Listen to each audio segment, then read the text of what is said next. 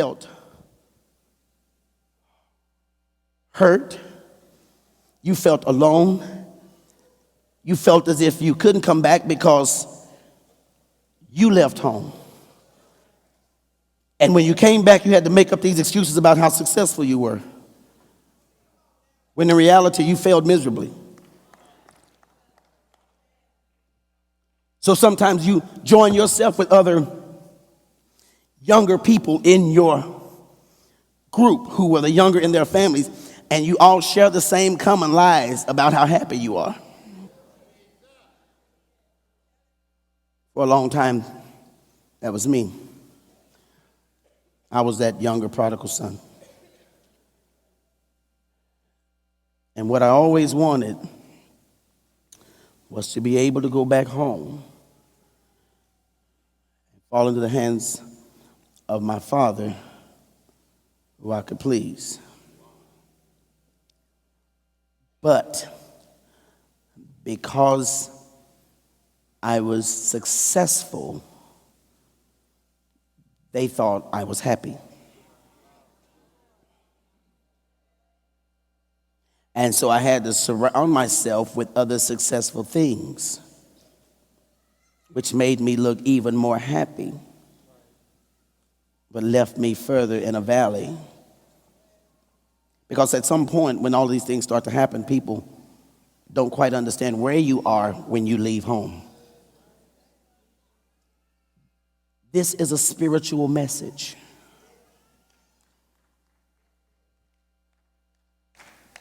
The boy went to his father and said, "Father, give me what I'm supposed to get for being your son." The tradition was you can't get what you're supposed to get until the father dies. I need somebody to come for just a minute and play the role of the elder son or the elder child. You don't have to be a girl, boy, you can just be whoever. Okay, so here's the elder and here's the younger. Let's switch seats for a second. I'm gonna put one at the right or left. It's okay, but okay. Now, you see, I asked them to come. Now, here, I thought, okay, since I thought this was me, and then for a long time I started to study the text and look at the Bible, and I realized this guy went out, and the Bible said he wasted his living. He took his money, he got high, he partied, he bought women, he would get drunk, he ate out the pig pen, he got filthy, he got dirty, he took any nasty, filthy job, because that's what happens when some people leave home. No, we don't have to, I don't want you to admit it, I'm just talking to you. So I thought, well, you know, in my life, I didn't get to rob anybody. I didn't get to club. I didn't get to do no dope. I didn't get to get high. I didn't get to get beat up and put in jail and join a gang and all that. I didn't have no fun.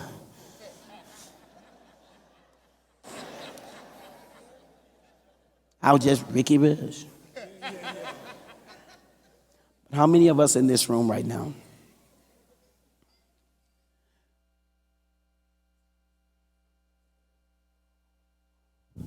would go to our fathers if we knew that we were going to get $1 million and say, "Daddy,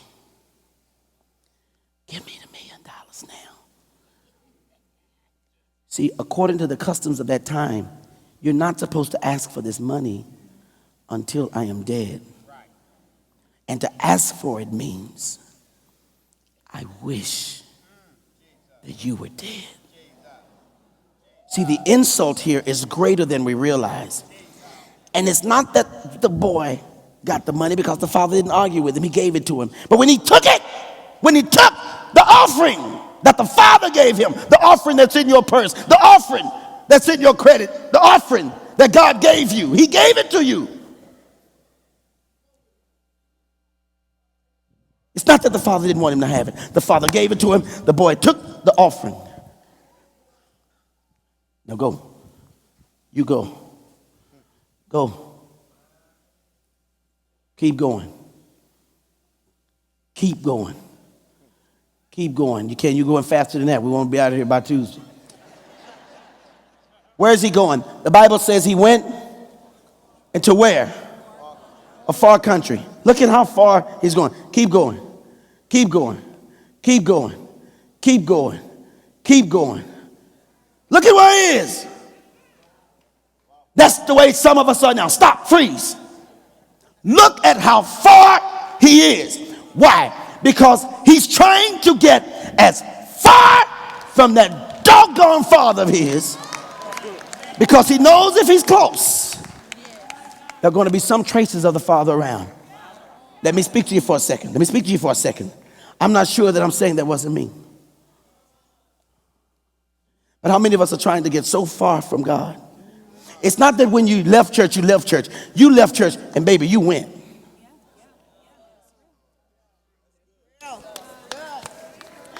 Your mama and daddy never told you who to move with. They just said, if you go out there, child, don't just live with anybody. But you decided, no, I'm going to live with anybody. Y'all keep the camera. That's the far country. Keep the big shot there. It's not about Pastor Rush. It's about that person up there. That's the younger son. That's you. Your father has it made down here, but that's you. That's you. You're the younger child. You never told anybody this, and this is the first time, and you're not going to say anything now, but that's the spiritual departure that happens in most people's lives. I'm so sick of this. When I get old enough to leave church, God, not only am I leaving church, I'm going to a country where they don't even know Jesus. That's where he went. Sometimes you wonder, why don't my baby just go to church somewhere? When they get away from you, they want to go so far that you can't chase them. They want to go so far that whatever they do can't even be reported to you. And if you're in this room right now, you know in your heart, I don't know you. That's where somebody is right now. That's where you've been right now. You want to know why we make such a big deal out of this second service? Because that's where some of you were. You were up there. And I would love to say that we reached you. But in reality, you came to yourself.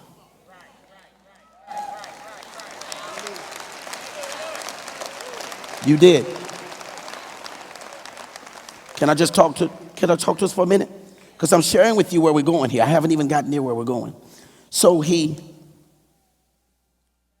took what he had and left. I don't want to abide by my daddy's rules. If I got friends that have a different lifestyle, I think I ought to be able to be with them. He won't let anybody come over my house, our house. So I'm going where I don't have to have any rules. Do you see how disrespectful some of us are to God? I mean, let's just talk about God giving us something to put in offering. And we're so honorary mad at him and so not used to having something. Keep going. Go. Yeah, we keep on. I just gave you a break because I'm a nice preacher. I know those stairs, girl. I would have done it myself, but I'm 50-something. Look at her. Go slow now. Slower than that. Slower than that. And just keep moving. Because after a while, you were moving real fast, remember? I'm talking to you, younger son, younger daughter. And then life starts slowing down. Look at all those empty seats. All those people that were there when you started. Look.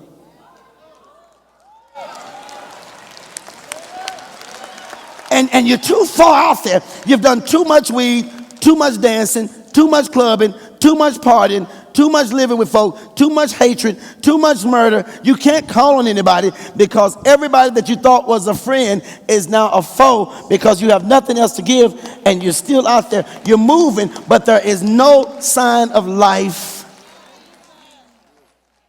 Am I talking to anybody in here this morning? I'm not talking about you. No, we're not. This is Pastor Rush. This is Pastor Rush. I'm your friend. I'm your pastor. But some of you forgot that. Freeze. Some of you forgot that. You've forgotten that. You've become so professional. You've become so delivered You become so anointed. You become so good with the folks downtown. You got your own business. You got your own everything. And you forgot where you were when you were in the worst parts of your life. And you have the audacity to come in church and wonder how in hell can some of these people be in your presence and you're just a few weeks out of hell yourself. You've forgotten it. You have forgotten it. You have forgotten it.